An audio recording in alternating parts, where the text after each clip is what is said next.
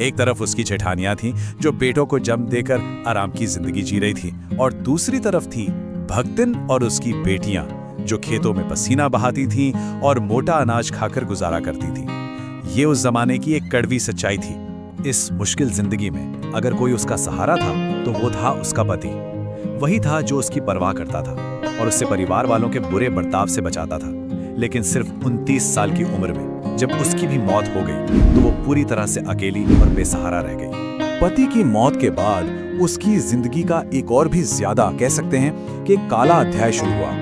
उसके ससुराल वालों और गांव के लालच ने उसे नाइंसाफी की एक ऐसी चोटी पर पहुंचा दिया जहां से लौटना लगभग नामुमकिन था। देखिए, उसके रिश्तेदारों ने एक पूरी साजिश रची उसकी जमीन और उसकी आजादी छीनने के लिए।